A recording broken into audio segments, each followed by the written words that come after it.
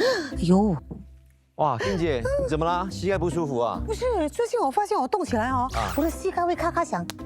哦，真的有嘞，你这有可能是退化性的膝关节炎。不是吧？这么快就找上我了吗？哎呀，现在你久坐啊，还是运动伤害啊，都有可能让你膝盖提早退休啊。所以说，现在是时候要换零件了。哎，别担心，我请专家给你一些建议。膝盖咔咔响，到底是什么问题呢？一走路就疼，是膝盖退化了吗？退化性膝关节炎到底要怎么判断呢？严重了只能换膝盖吗？全都在这一集的医疗大小事，一起长知识。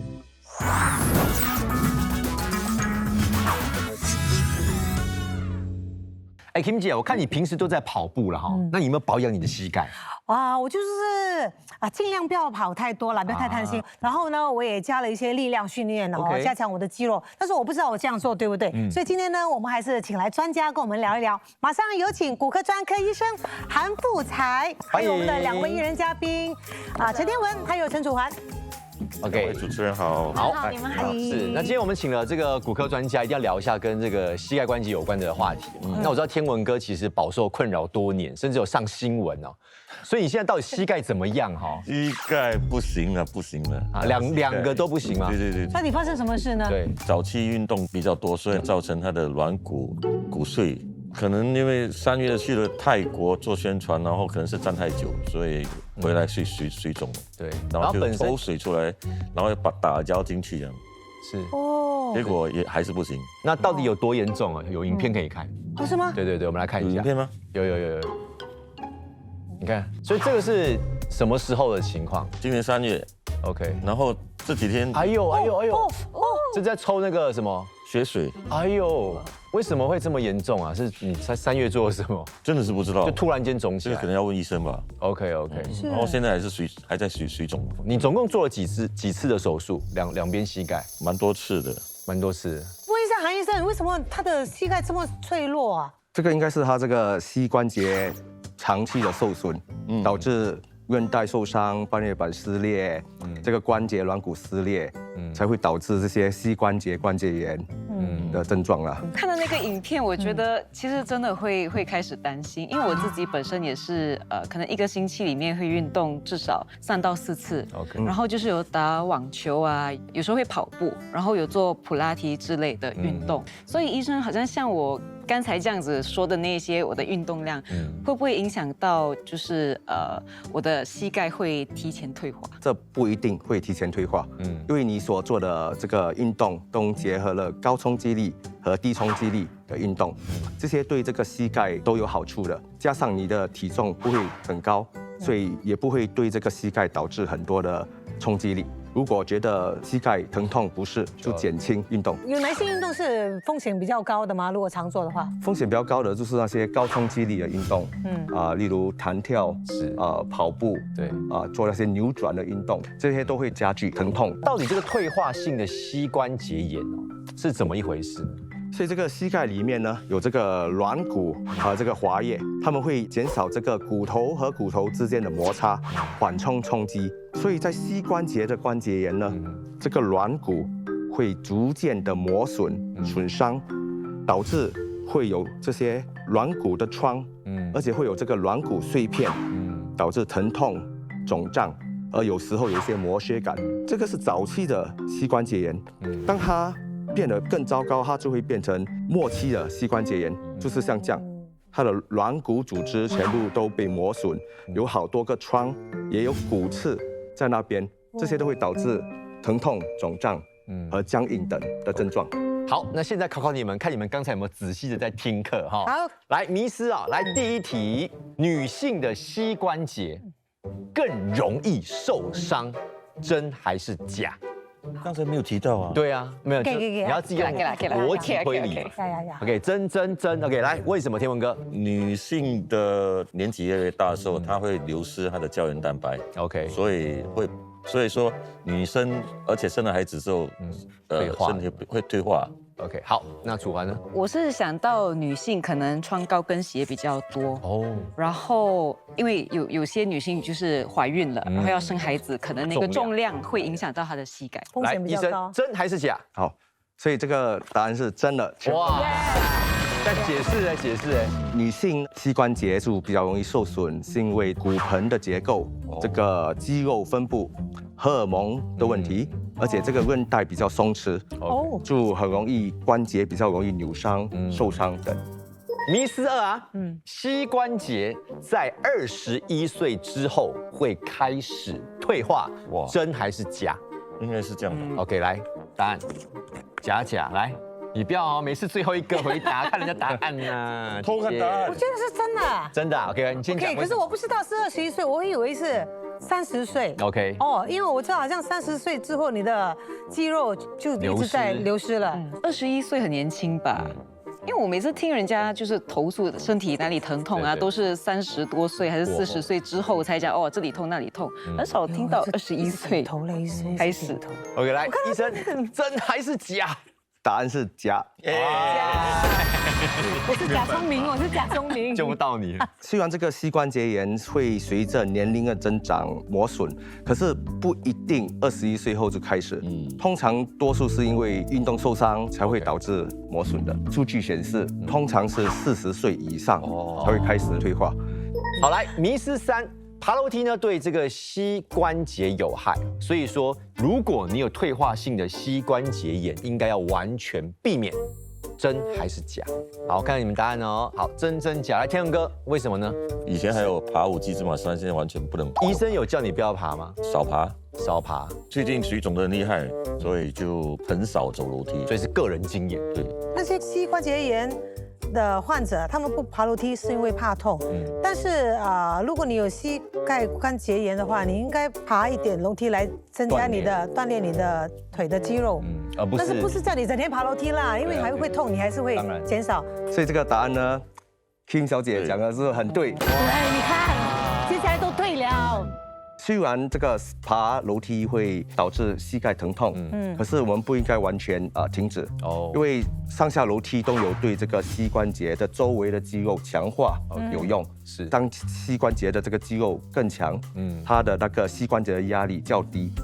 而且上下楼梯有分别，就是好像如果我们下楼梯，对这个前面的髌骨关节的伤害比较大。OK， 我们上楼梯呢，就是在这个内侧和外侧的关节的压力比较大，所以如果是髌骨关节痛，对，就减轻下楼梯。OK， 这样如果是内侧和外侧的关节呢，对，就是可以避免上楼梯。医生啊，下楼梯啊，如果是说侧着下或者是背后，就是用倒退是吗？倒退下，是不是对膝盖没有那么大影响？对，这是真的。当你下楼梯时，你侧着下，你是先用你的疼痛的腿先下，这可以减轻对这个疼痛的腿的重量和负担。而且你下的时候，你的疼痛的腿没有弯曲，你就会疼痛。是。对，而且你这样子下，你会把这个重心力转移去你的臀部。你就用你的臀部的活跃性来支撑这个重量。OK， 然后这个往后走呢，也是一样的道理，就是脚趾先着地，把这个重心力转移去这个臀部和后面。就对这个膝盖这个关节的压力比较少。最后一个迷思，请听清楚了哦。O 型腿会导致膝盖提早退化，真还是假？好，真假真好，为什么？我是这样觉得，就是当你是往内的时候，你的膝盖必须要支撑你的身体嘛。OK， 所以变成说这个膝盖的两边是往外挤，所以会提早退化，影响到那个关节。对 ，OK， 好。我之前有一点内八的问题，因为内八是这样嘛，对不对？对。所以我就想象这样子膝盖才会有问题嘛。如果是往外的话，应该问题不大。OK， 好，那我们先来问一下医生了哈。好，所以这个答案是真的。正常的腿呢，我们的重心力是在中间。O 型腿呢，我们的膝盖就往内弯。当往内弯呢，我们的压力全部会在内侧，所以这个内侧膝盖就承受比较大的重量和压力，然后会比较快的磨损。OK， 不过还是要总结一下分数了哈。楚安是2分，然后天文哥 Kim 姐姐是3分，表现不错哈。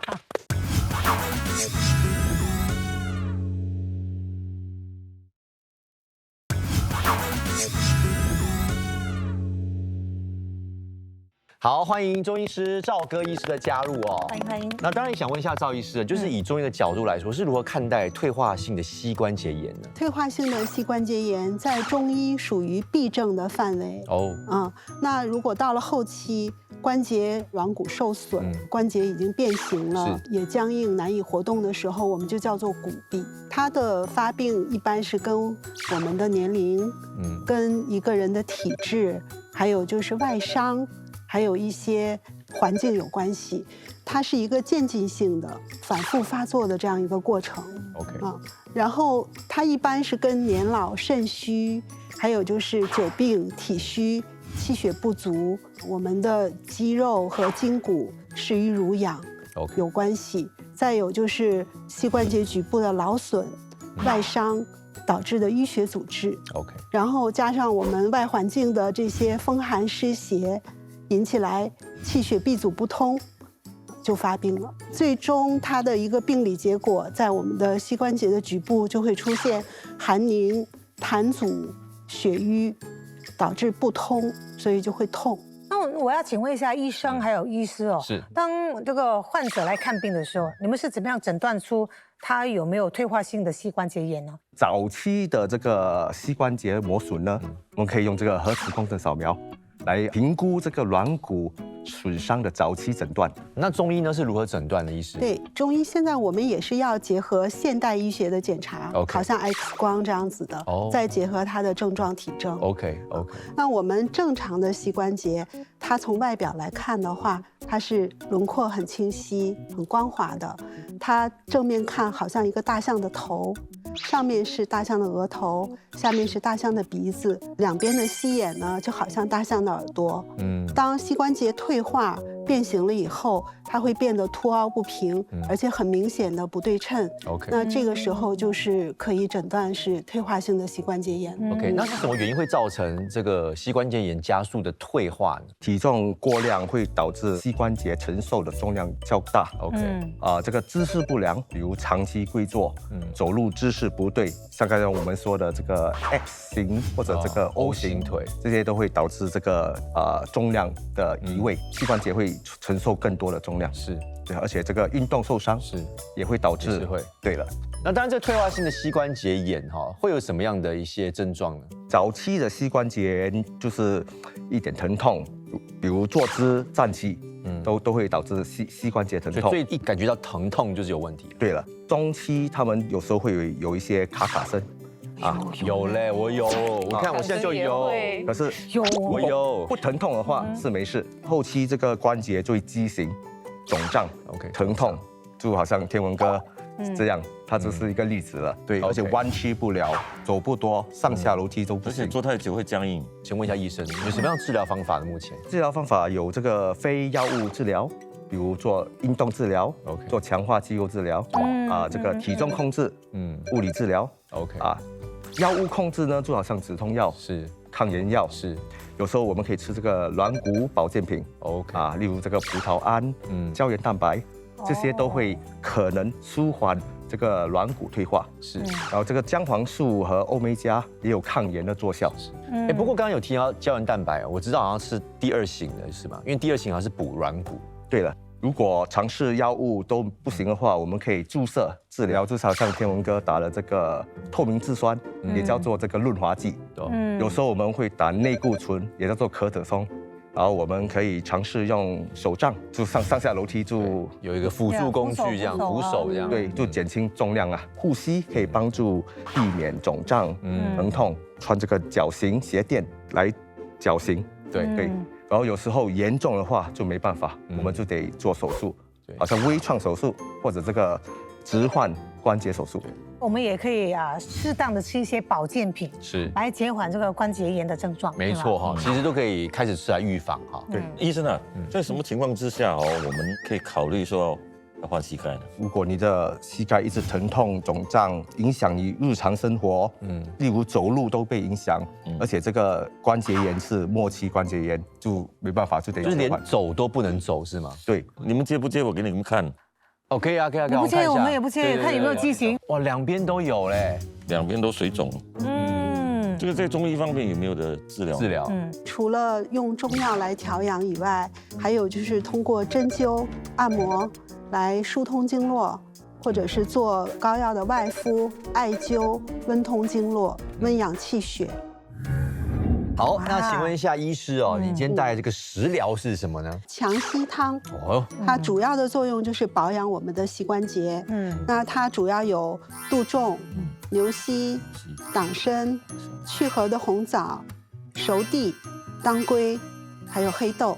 先把这些药材洗干净，然后呢，用清水浸泡30分钟，然后大概放800到1000毫升的水，慢慢的煲1个小时，医师啊，这汤会不会让身体燥热呢？这个基本上是一个温补滋养的方子，所以不大会燥热。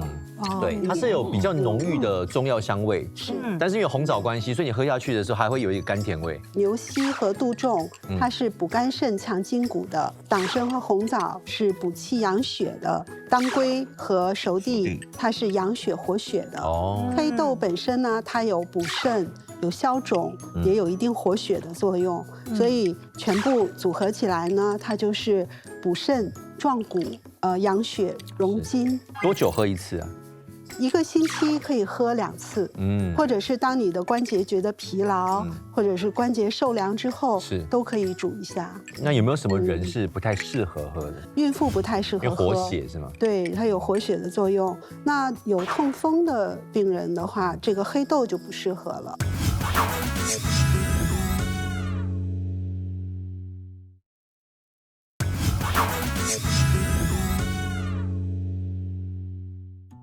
医生啊，想请问你啊，我一些朋友啊，膝盖有问题，每逢下雨啊，还有天气冷的时候，他们的膝盖都会疼痛，这是为什么呢？在冷天气时，血液循环较少，膝关节会僵硬，这些都会导致疼痛的加剧。OK， 而且在冷天气时，这个关节的滑液呢会变得更稠，而且这个润滑程度降低。OK， 这些都会进一步导致这个膝关节的僵硬和疼痛。中医认为这个寒邪有2个特性，一个就是寒主凝滞，一个就是寒主收引。它就是说，当我们身体遇寒的时候，我们关节周围的肌肉、血管、经脉，它都会收缩，阻塞不通，就会造成我们关节的这种闭阻疼痛。那我们到底可以怎么样缓解这个关节疼痛呢？可以做适量的运动。 OK， 因为很多人误会运动会增加膝关节的磨损。OK， 但实际上适量的运动能够增加我们这个膝关节周围的肌肉，而提高我们的关节的稳定性。OK， 减少这个关节的僵硬。OK， 另外一个方法就是饮食方面，我们也应该吃那些含有抗炎成分的食物。可以通过一些保健品也是来缓解我们关节不适的灵活度。另外一个就是控制体重，这样就会减轻这个膝关节的压力。比如说，我们有一些中药，好像杜仲、牛膝、桑寄生、续断这些，它在现代研究发现它也有抗关节发炎的作用。那在急性发作的时候，我们可以去做针灸、做推拿、按摩，这些都可以。所以像天文哥，如果真的是有不舒服，也是可以去找这个中医师去做一些理疗，是有帮助。电话好不好？所以我们现在可以做的就是平时要多照顾，然后做运动的时候用正确的方式，还有适当的吃保健品来补足营养。没错没错。还有就是有哪些运动是适合膝盖不舒服的人呢？低冲击力的运动较好，例如瑜伽、快走、游泳、Pilates 这些都会加强我们膝关节的肌肉，而且保持灵活性。有一种在水里做的运动 ，Aqua Aerobics， 它是水中的有氧运动，所以对这个关节炎患者是有帮助的吗？水中有氧运动对这个膝关节患者有益，因为它除了提供一个低冲击力的运动环境，它也可以减少我们膝关节的压力。OK， 水的浮力可以支撑体重，更容易移动和进行在陆地上可能具有挑战性的锻炼。此外，这个温水呢，也可以帮助放松肌肉，并减轻这个关节疼痛。那医生有没有一些运动是我们在家也可以做，是强化膝盖周围的肌肉？有。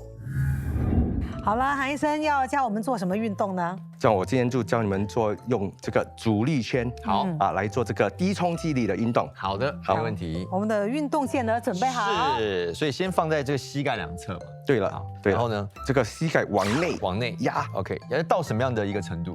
到你觉得这个膝盖的这个肌肉在活跃的时候，在发抖了，你脚在发抖了，你就可以了。保持多久的时间？保持10秒。OK， 大概10秒。对了，10秒，然后再放松，然后再10秒。对，做越多越好，到肌肉能够强化。那医生，为什么我要练大腿内侧肌肉呢？我们日常生活中多数的运动和活动都在用外侧的肌肉，是很少有运动在训练内侧，是，所以我们就得练内侧的肌肉，是来平衡这个膝盖的关节。那中医方面有没有什么其他运动我们也可以做的呢？也是一个简单的运动，叫坐位抬腿，一伸2勾3抬腿。OK， 所以我先伸出来，先做一伸，对，然后把脚尖勾起来，2勾，然后3抬腿，慢慢把腿抬起来。这时候我们的股四头肌是收紧的，这个部分就感觉到有点酸了。对 ，OK， 所以这个算1次。对，停留几秒钟，然后就放松